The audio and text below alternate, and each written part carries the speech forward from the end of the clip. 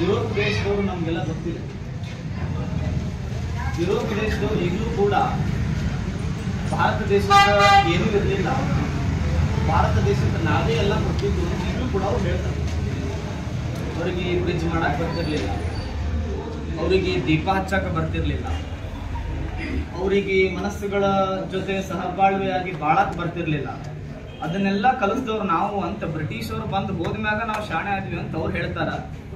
ನಾನು ಹೆಮ್ಮೆಯಿಂದ ಹೇಳ್ಕೊಳ್ದೇನು ಅಂತಂದ್ರೆ, ಹೌದು ನಮ್ಗೆ ಬ್ರಿಡ್ಜ್ ಕಟ್ಟಕ್ಕೆ ಬರ್ತಿರ್ಲಿಲ್ಲ, ಆದ್ರ ಒಬ್ಬ ಹಿಂದೂ, ಒಬ್ಬ ಮುಸ್ಲಿಂ, ಒಬ್ಬ ಕ್ರೈಸ್ತ, ಒಬ್ಬ ಬೌದ್ಧ, ಈ ಧರ್ಮಗಳ ನಡುವೆ ಒಂದು ಪ್ರೀತಿಯ ಬಾಂಧವ್ಯದ ಬ್ರಿಡ್ಜ್ ಅನ್ನ ನಾವು ಶತಮಾನಗಳ ಹಿಂದೆ ಕಟ್ಟಿದ್ವಿ ಅಂತ ನಾನು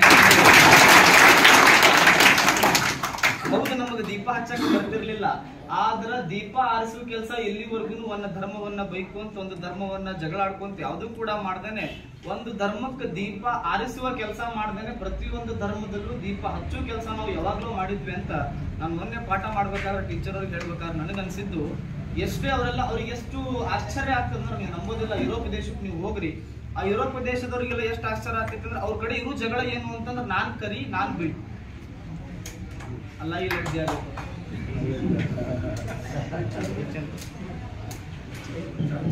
ಅವ್ರಿಗಿರುವ ಒಂದು ಉದ್ದೇಶ ಏನು ಅಂತಂದ್ರೆ, ನಾನ್ ಕರಿ ನಾನ್ ಬಿಳಿ ಅಂತ ಅವ್ರು ಎರಡೇ ಪಂಗಡಗಳು ಜಗಳ ಆಡ್ತಾರೆ.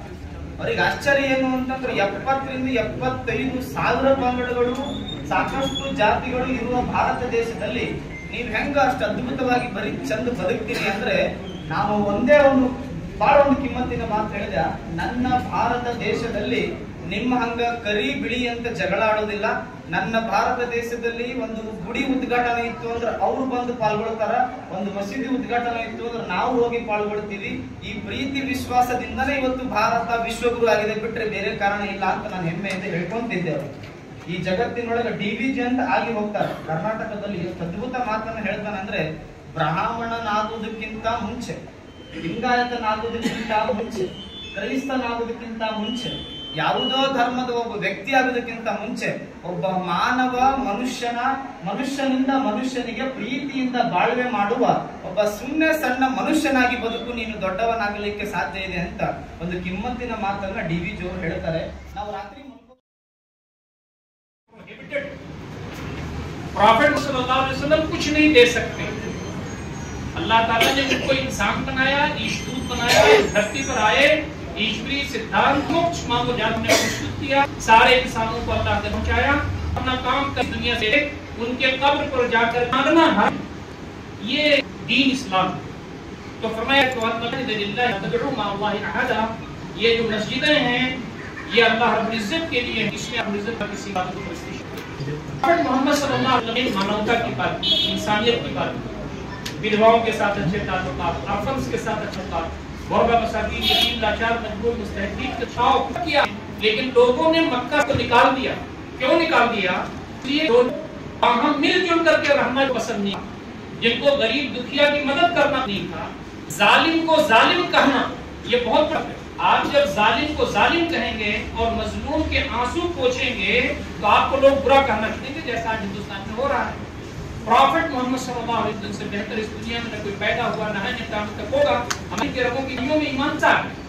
ये हस्ती मक्का से निकल गए। मक्का से जब मदीना की तरफ आए थे तो करके मक्का पे थे, मक्का तो मुझे बहुत अजीज है, ये हमारे लोग मुझे ना निकालते तो निकलता। तो आप निकले तो सबसे जो आपने काम किया वो सबसे पहले और नबी की तामीर जब आप किया, ये प्ले बहुत अच्छी लगी। ये किस तो सहाबा ने कहा कि ये 2 यतीम बच्चों की साहब और सुहैल। तो आपने कहा कि मैं चाहता हूं कि मस्जिद है तो उनसे मैं पहले बात करना चाहता हूं। उनकी जमीन को आसानी से खुशी-खुशी देते या मस्जिद बनेगी वो तो नहीं। साहब लाए थे और साहब से आभार कि यहाँ मस्जिद बनाना चाहूँ, तुम ये मस्जिद के राजों ने कहा हमारे लिए फख्र है कि आप यहाँ मस्जिद बना लें। मैंने कहा नहीं, मार्केट की जो वैल्यू उससे ज्यादा पैसा मैं दूंगा। उन्हीं बच्चों ने कहा हमें पैसा नहीं चाहिए। उन्होंने कहा जब तक तुम खुशी-खुशी नहीं दोगे और जब तक मेरा साथ तुम नहीं लेते, मस्जिद नहीं बना सकता, ना अपना घर बना सकता हूँ। तो हमारे तारा के उजरे के बनाएंगे। फिर रावी बयान करता है उन्होंने पैसा लेने पर रजामंदी की, एवं सल्लल्लाहु ने पैसा दिया, मार्केट से ज्यादा दिया और आप मस्जिद बनाई। कोई मस्जिद गिरा भी आदमी कहीं जोर जबरदस्ती के जरिए नहीं बना सकता, वो मस्जिद हो ही नहीं सकती। और अगर किसी ने बना भी तो वही वहां पढ़ने के लिए जाएगा नहीं। ये इस्लाम का फंडामेंटल है। ये चीज हर जमाने में लोगों ने की है और लोग जानते हैं।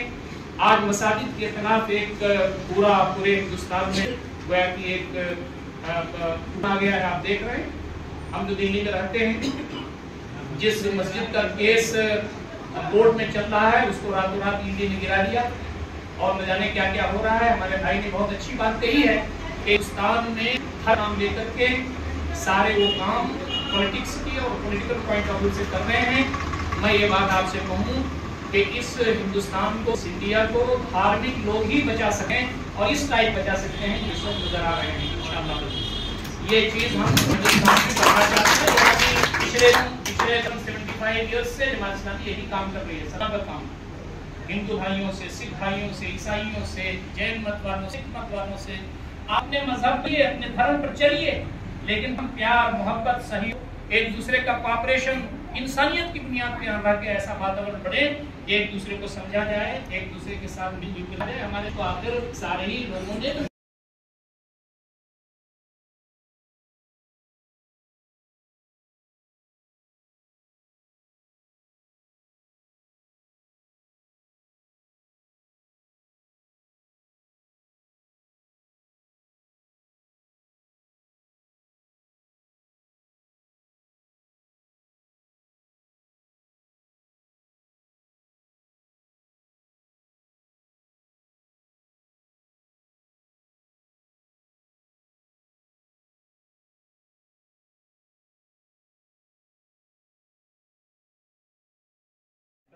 ಊಟ ಮಾಡೋದು ಮಲ್ಕೊಬೋದು ಅಂದ್ರೆ ಆರೋಗ್ಯವಂತರಾಗಿ ಬದುಕ್ತಾರೆ. ಹಾಗಾಗಿ ಎಲ್ಲ ವಿಚಾರಗಳು ಒಂದು ಧರ್ಮದಲ್ಲಿ ಒಂದು ಒಳ್ಳೆಯ ವಿಚಾರ ಇದ್ದರೆ ಮತ್ತೊಂದು ಧರ್ಮದಲ್ಲಿ ಮತ್ತೊಂದು ಒಳ್ಳೆಯ ವಿಚಾರ ಇರುತ್ತೆ. ಅದನ್ನೆಲ್ಲನ ನಾವು ನಮ್ಮ ಜೀವನದಲ್ಲಿ ಅಳವಡಿಸ್ಕೊಂಡು ಬದುಕ್ತಾರೆ ಮಾತ್ರ ಈ ಜೀವನಕ್ಕೆ ಒಂದು ಸಾರ್ಥಕತೆ ಬರ್ತದೆ.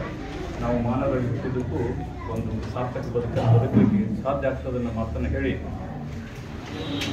मोहल्ले के जितने भी लोग हैं, है ना, पंच वक्त नमाज पाबंदी से इस मस्जिद में अदा करते हैं।